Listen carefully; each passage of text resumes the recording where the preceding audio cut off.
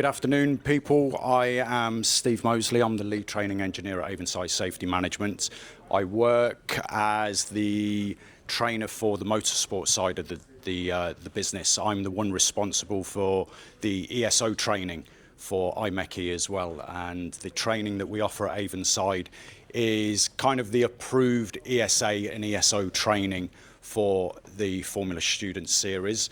And this training also aligns to something called the DGUV requirement. And DGUV is a German stipulation that if you're working around electric vehicles, you must be trained to a certain level. So the ESO training, that we offer for IMECI is also applicable if you go abroad to do Formula Student events as well. Okay.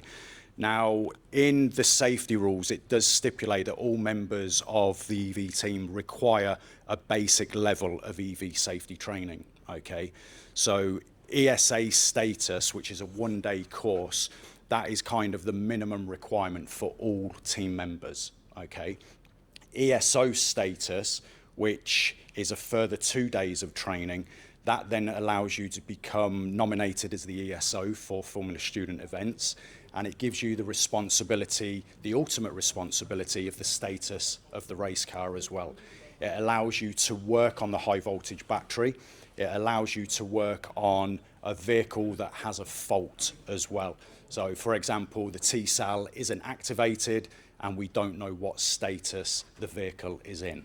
Okay, so there's two different levels of training, which are both, and the ESA is kind of the mandatory minimum requirement. Okay, now this presentation, it's only 4 or 5 slides long, so it's not a death by PowerPoint in any way, shape or form, but these 4 or 5 slides, they're only a brief introduction as to the content of the ESA and ESO training.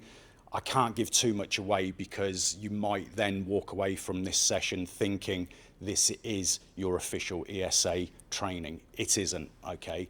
This is just a brief overview into what the ESA training encompasses, and it's more about the procedures and the practices, the behaviors that you guys will have to be following, whether you are an ESA or the ESO, the person ultimately responsible for the safety of the car. Okay, so this presentation, it's only really about 10 rules, the 10 golden EV safety rules. They're broken up into 4 different sections.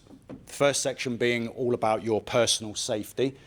Second section looking into workshop and testing procedures, best practices, and that can also then be relayed out to race weekend, race events as well. So not only how you're behaving back at base, but how you're behaving back at race events.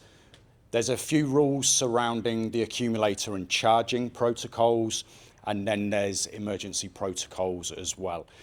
The ESO training encompasses all of that as well, but it goes into a great deal of depth, which we're not going to cover today. So again, this is just a brief overview into each of those sections. The first section then, personal safety. The first one there says never work alone. There always must be 2 trained persons that are in attendance when any HV related work is being carried out. Whether this is on the accumulator or whether this is on a vehicle whose status is unknown or a vehicle that is displaying a fault, there has to be 2 persons in attendance, okay? The first person is the person doing the activity. So if it's on the accumulator, if it's on a damaged vehicle or a vehicle with an unknown status, that person has to be the ESO, because again, the ESO is the only person allowed to work live. The second person is there for that person's safety, okay? This person will be known as an accompanying safety person. This person must be a minimum of ESA status, okay? ESA basically means you know about the hazards, the risks, the dangers posed by the high voltage powertrain and the accumulator. Okay, so the person doing the activity, ESA, the person responsible for their safety is the ESA. Now, if you want to have that second person as an ESO, by all means do so, as long as it is ESA as a minimum, okay? The second person, what they're there for is to rescue the ESO if they become electrocuted in contact with something that is giving them an electric shock. The second person is there to pull them out of the area with a rescue hook in case anything is going wrong with the accumulator or they suspect something going wrong with the vehicle. Okay, so always two people within the area when there's work activities being carried out, and both persons have to be suitably trained. The second point there, wearing the correct PPE. Over on the left-hand side, it says Class 0 gloves. These Class 0 gloves are electrically insulated rubber gloves. They are there to protect you from electric shock, okay? Now, these gloves, the PPE in total, needs to be checked and inspected thoroughly before every single use, okay? They are there to protect you. It's no good just checking them at the beginning of race weekend and never checking them again, because you might have damaged them throughout the course of your activity, which was being done in step one. So whenever you go to use your personal protective equipment, you check its integrity. If you find anything wrong with this PPE, you do not use it. If you are using defective PPE, you are ultimately not wearing PPE. Okay, if it's damaged in any way, shape or form, it's not offering you the level of protection that it's designed to offer you. Okay, so Class 0 gloves there to protect you against electric shock. You also need to wear visors, face shields, and something called arc-rated clothing. Arc-rated clothing is clothing that has been specifically designed to cope with the heat that might come from an explosion from the battery. That explosion is known as something called arc flash. Some of you might well be aware of this already through your studies. Some of you might know it in great deals of depth and information as well. But this heat that's released during an arc flash can reach substantial levels of heat. They can kill. The levels of heat that an arc flash can reach can actually kill you as well. So you need to wear suitable arc-rated clothing, which is there to protect you against this heat. This arc flash PPE is not designed so that you can stand there and consume all of the heat coming off an arc flash. It's designed so that you can withdraw yourself as quickly as possible whilst this arc flash, this explosion is happening. And again, this arc-rated clothing, you need to check it before use, make sure it's not defective in any way. The visor and the face shield, they're there to protect you against any projectiles that might be emitted during an arc flash. Because of the increased temperatures being emitted during an arc flash, any material that's victim to this heat is going to go into a molten form and then be ejected into every conceivable direction by the pressure wave coming from this explosion. So you want to protect your face against these projectiles which are being directed in your way. So PPE is therefore there to protect you whilst you're working on the accumulator or whilst you're working on a vehicle where we can't confirm the status of it. You need to inspect it before every single use. You need to ensure that it fits you correctly as well. If your hands are a size 7 and you're wearing size 11 rubber gloves, they're going to detract away from your grip, they're going to detract away from your dexterity, and it could actually increase the risk of you having an accident. Okay. Now, these accidents can lead to electric shock, they can lead to the arc flash, they can lead to thermal runaway, they could lead ultimately to you and other people in your garage or your workshops dying as well. Okay, so you need to make sure that everything that you're doing in terms of PPE and working practices is as safe as possible. You need to ensure that there's thorough coverage by this personal protective equipment as well, and you need to ensure that it's correctly rated for the voltage and the hazard levels also. Based on the design of your accumulator, it will determine the levels of energy coming from it under this arc flash situation. If your arc-rated PPE isn't in excess of that threshold, again, you're basically not wearing PPE. Okay, so you need to do arc flash calculations based upon your accumulators, and then you need to decide what level of PPE that you're going to be wearing. You need to check it before use, and more importantly, you need to wear your PPE the way it's designed to be worn. What I mean by that is if you buy an arc-rated jacket or an arc-rated hoodie and they have hoods on them, you wear the hood, okay? That way you're giving yourself the maximum amount of protection. If the arc-rated jacket that you've bought has got a zip on it, you do the zip all the way up. If you wear it with the zip midway down, again, you're pretty much not wearing PPE. So PPE is to be checked before every single use. It's to be worn the way it's designed to be worn, and it needs to be suitable for the energies coming off your accumulator under arc flash situations, okay? The third point on there, assume all orange cables are live. Just throw a quick question out there. What is an orange cable? What is the significance of an orange cable on an EV? Birmingham, you should know. High voltage. What is high voltage? Above 60 volts DC, above 30 volts AC. So any cable on your high voltage powertrain needs to be orange in color. Everybody on your team needs that basic level of HV safety training, so ESA status. Because of that training, they now know the significance of an orange cable on the powertrain and on the vehicle, okay? Always assume that they're live until proven otherwise, okay? So this ensures that there's maximum caution around a potentially energized system at all times, which should go a long way to reduce the risk of electric shock as well as arc flash. If somebody who isn't trained to ESO status walks up to a vehicle, they see an orange cable, straight away they'll know the significance of an orange cable, and they'll know not to touch the vehicle, not to touch the powertrain until an ESO has given them the sign off to say that they can approach the vehicle and that they can now work on it. Okay, so orange cables, always assume live until proven otherwise. Excuse me. The next four then, workshop and testing. This can also apply to the events themselves as well. So it says there, number 4, a lockout, tagout, shutdown system needs to be implemented and secured before any servicing or any work activities are carried out. This lockout, tagout system is part of the isolation of a powertrain, okay? Before you do any work on the high voltage powertrain, you need to isolate the battery from that powertrain. Isolation means disconnected from all forms of electrical energy. So if we want to work on an inverter, for example, we have to disconnect the inverter from the DC energy storage system, the accumulator.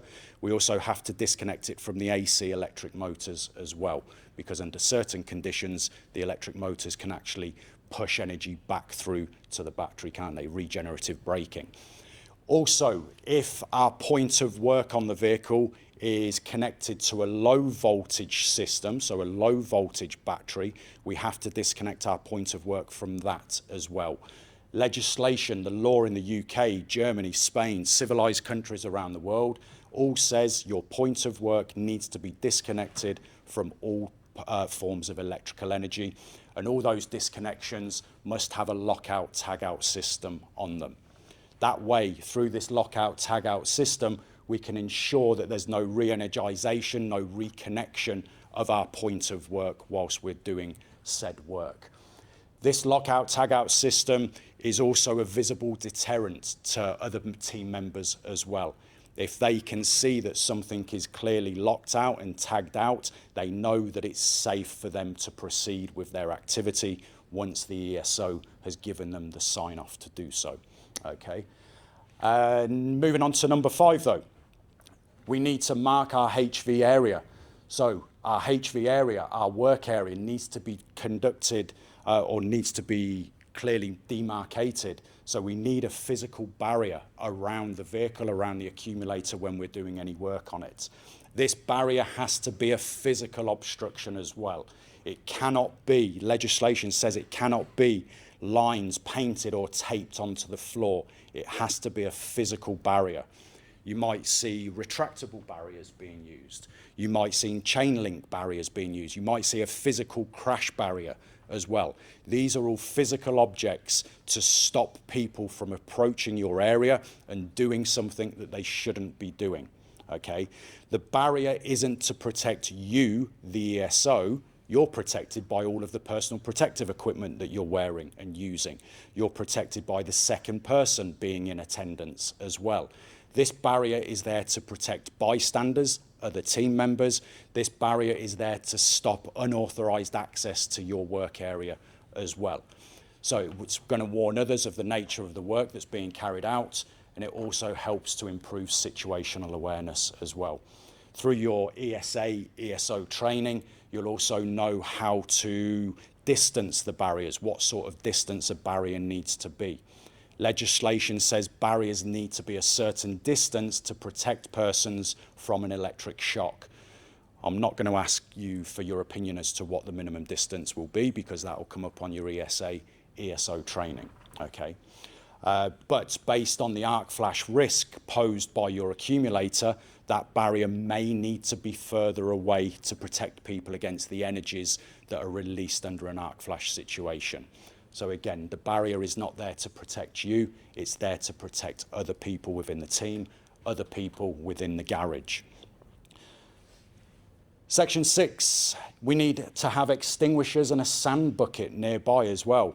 So these need to always be in our workshop. We need to have them in attendance if we're going to a track to do some testing, and they are always in attendance when we're at Silverstone and any other race circuit as well. The EV safety team, which we are at Avonside, we fulfilled that responsibility this past July. We'll fulfill it again next July. We ensure that these extinguishers are to hand, they're in serviceable condition, and they can be used as and when necessary. Back at base though, you yourselves need to ensure that the correct firefighting equipment is available. Okay, you need to make sure that it's regularly inspected as well. So that might mean getting a service protocol put into place for maybe the fire service or a fire inspection company to come out just to check that your firefighting equipment is still in a workable condition. So these pieces of firefighting equipment need to be on hand if the accumulator displays signs of distress. Signs of distress, could be some foul, noxious gases emanating from the accumulator. So you might start to see wisps of smoke. You might start to smell something foul. You might start to hear some clicking or popping that you're not expecting to hear. You might start to see some arcing events occur as well. These are some of the early signs of your accumulator going into distress. If you're trained and authorized to do so by your universities, you might then be able to implement your firefighting protocols. Okay, just be aware though, some of the foul, toxic and noxious gases that are coming from the accumulator, if it goes into a fire event, these can be deadly if you inhale them. Okay. Firefighters themselves, the professional firefighting industry, they have to wear self-contained breathing apparatus. I'm not talking about breathing apparatus that has the charcoal filters on either side of the jaw. I'm talking a breathing apparatus where it's a fully sealable face shield and an oxygen tank on their back. If you even breathe just one lungful of these noxious gases coming from a thermal runaway, they can have long-lasting effects, negative effects on you. There is a case study released earlier this week, and firefighters in New South Wales in Australia, 6 of them went down with long-lasting injuries from breathing in the fumes coming from a thermal runaway. They didn't have their self-contained breathing apparatus on at the time. They just walked up to the fire to inspect the severity of it, and one of them is still off sick 8 months later. Okay, he was coughing up blood. They found ulcers internally on him as well. Thermal runaways, gases emanating from an accumulator, get yourselves away as quickly as possible unless you are trained and authorized to fight it, unless you have that self-contained breathing apparatus. And I would imagine, and I'm going to take a guess here, I'm going to guess and imagine that none of you guys are trained and authorized to tackle a fire at your universities. Okay? Do any of you know what your own individual university's protocol is when it comes to a fire event? Anybody? We've got a nodding of the head back there. Would you mind? We run a fire drill. You run a fire drill? So if your accumulator does start to display signs of distress, what is your university's protocol? What are they telling you to do? Are they allowing you to fight it? What do they say for you then? They liaise with the local fire brigade, and so we just have to basically clear the building, roll it out. Leg it. Leg it. Run. Run as quickly as possible to the fire assembly point. I would probably say that is the same for all of you here.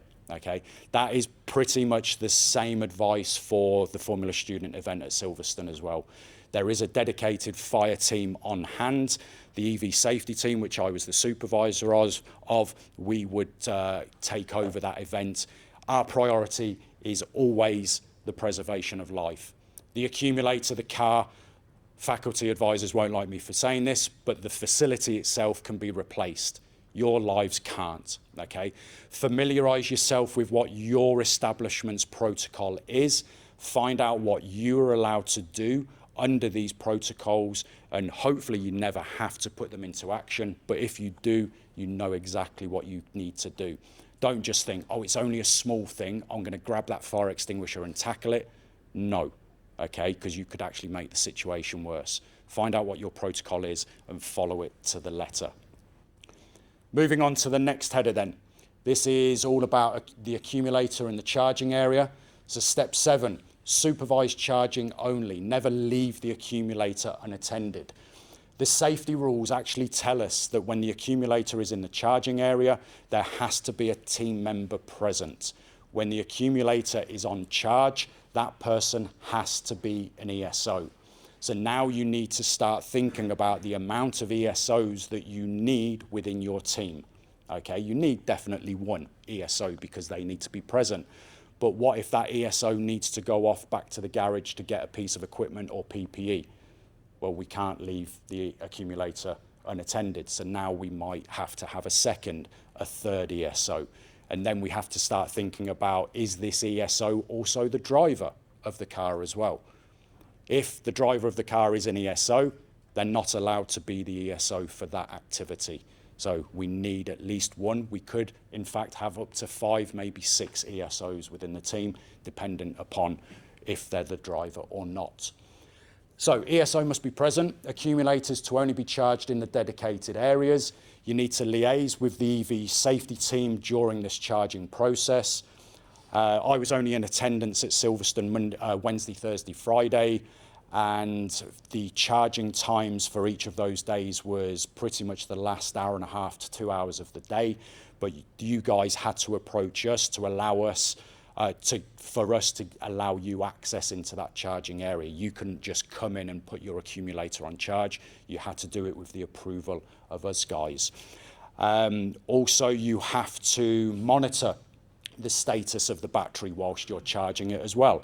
If the battery suddenly starts to spike in temperature, you need to liaise again with the safety team so that we can then instigate the safety protocol. Also, when the charging process ends, you need to monitor the cell temperatures for a prolonged period of time to ensure that all cell temps are coming down. Again, this is in your safety rules and your EV safety protocols as well. If the temperatures of the cells aren't reducing, then the safety team will take over and potentially put your accumulator into quarantine so that we can preserve your safety, your life, and we can monitor that battery, that accumulator, whilst you guys are out of the area. Step 8, charge in a ventilated area. So no charging in the pit area, no charging in your garage. More importantly, this isn't applicable to any of the teams in here, no charging in your hotel room either.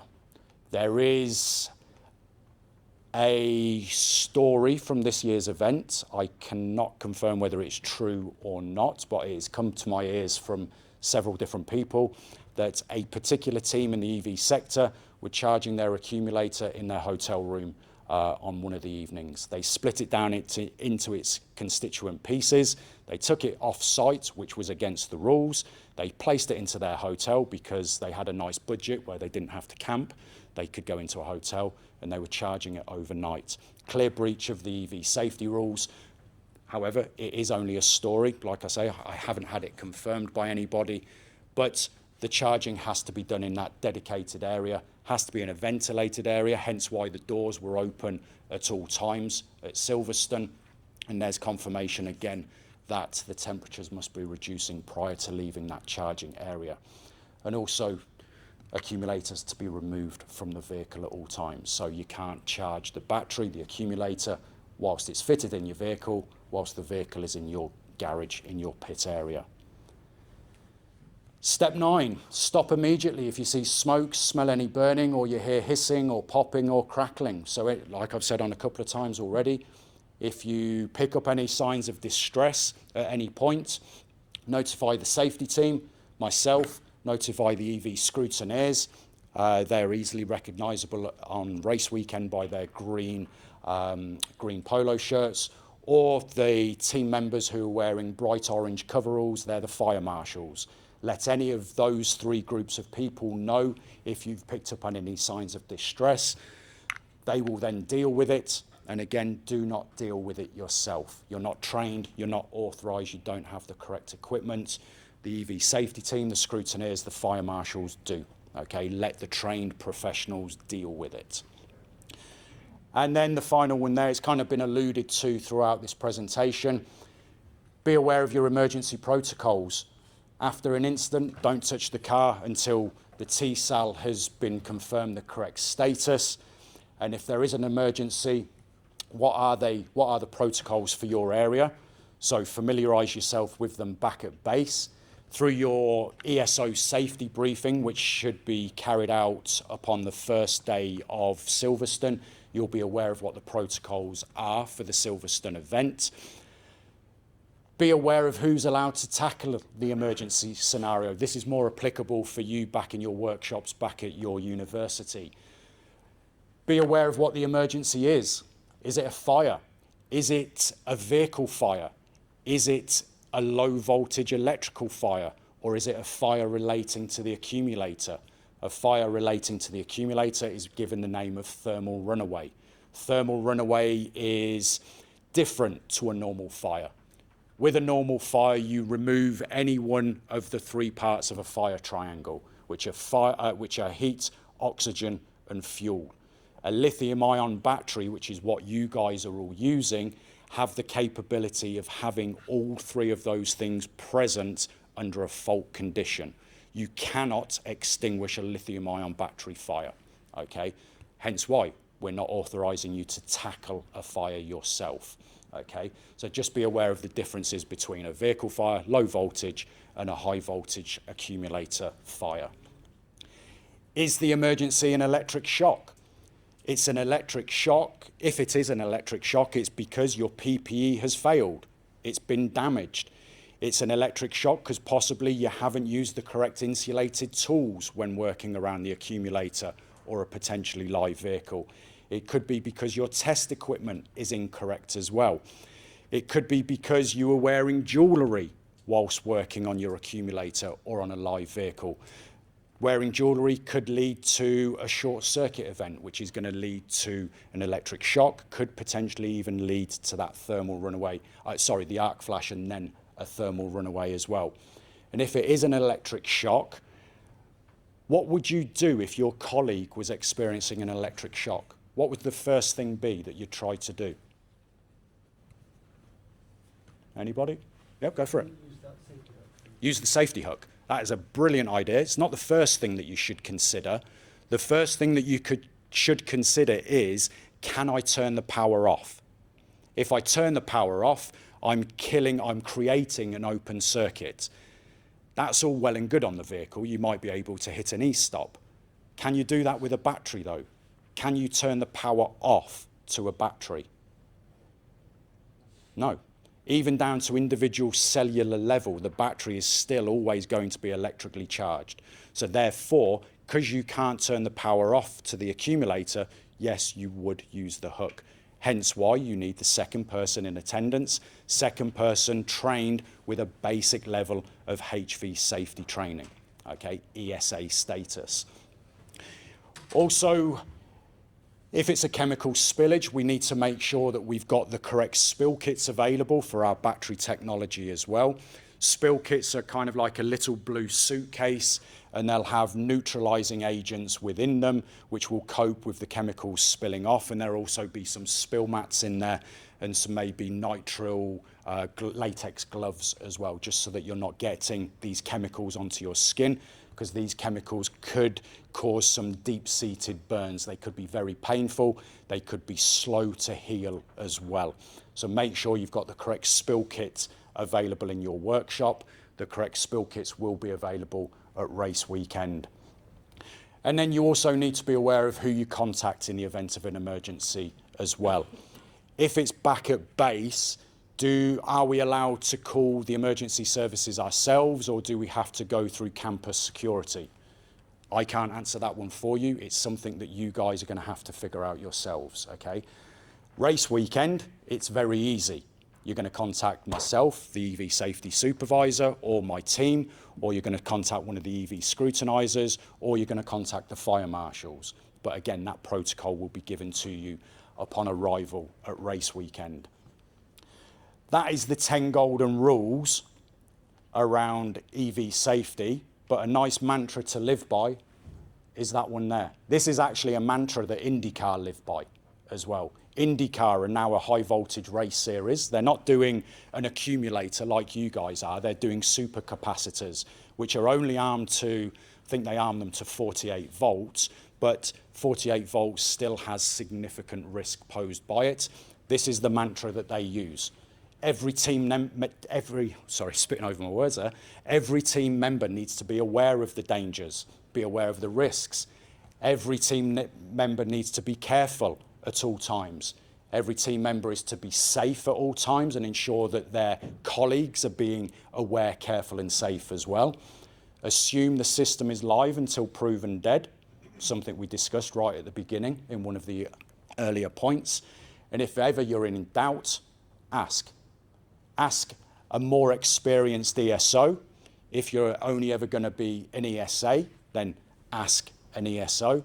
If you're, as an experienced ESO, you're unsure, ask a faculty advisor. Faculty advisors will also be trained to a minimum of ESA status as well. Excuse me.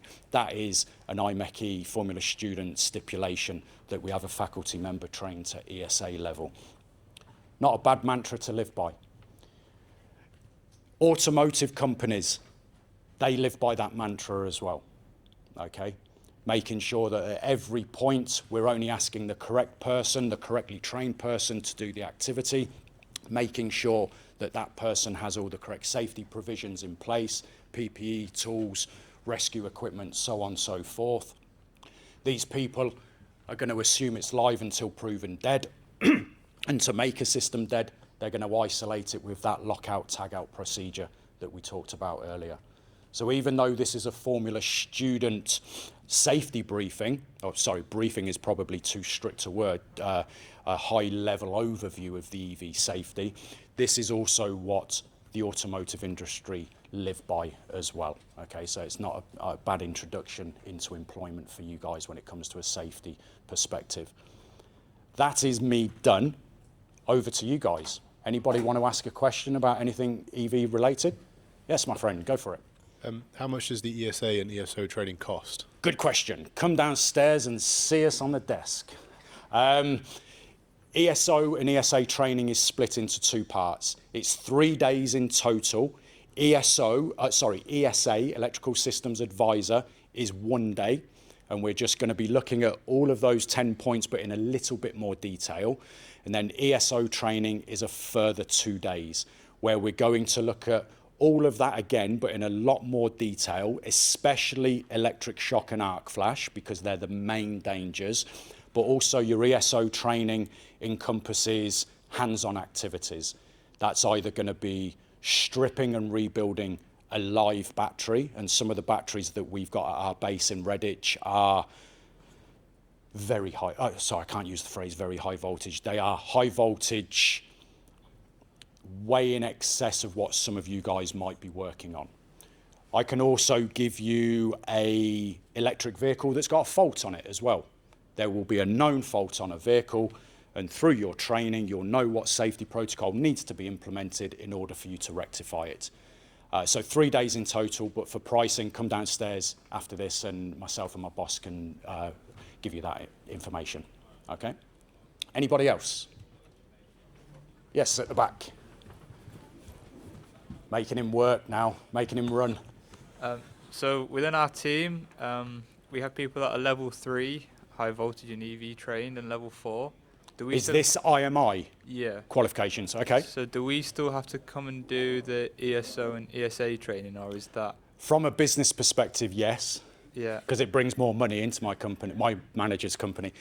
No, IMI level 3 and level 4, IMI level 4 is pretty much the equivalent of your ESO training.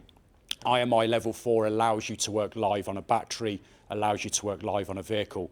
The differences are, though, IMI courses are aimed for the aftermarket industry, homologated vehicles, production vehicles. You working on a production vehicle? No. Your IMI course, if that's what you've got, is kind of irrelevant, but it is a qualification which IMECI will allow. But just be aware of the differences. Is it yourself that's trained to level 4? Yes, we're both level 3. Within the team, we tend to have 3 level 4s and then 5 level 3s, but Yeah. all our level 4s and 3s left this year, so it's just us two. So we're trying to figure out Level what we 3 is kind of the equivalent of ESA. need. Yeah, that's what we kind of gathered. Your level 4s were the equivalent of an ESO. But again, the main difference is being ESO is specific to Formula Student. IMI level 3 and 4 are for the homologated vehicle. They're for production vehicles. Okay? But it is a qualification which will stand its weight. Okay? Thank you. Come downstairs and see us for further training. Okay. Yes? Your training for ESO and ESA status, is it a professional qualification that No. members can take? They can't. Okay. Sorry, I interrupted. Members can take. So, for example, when people got their IMI level 3s and 4s, it's obviously a professional qualification designated to them. Yes. Is it the same thing for No. ESA and ESO? No, the ESA and ESO are only relevant whilst you're in Formula Student. Okay. They're a prerequisite for working on the vehicle.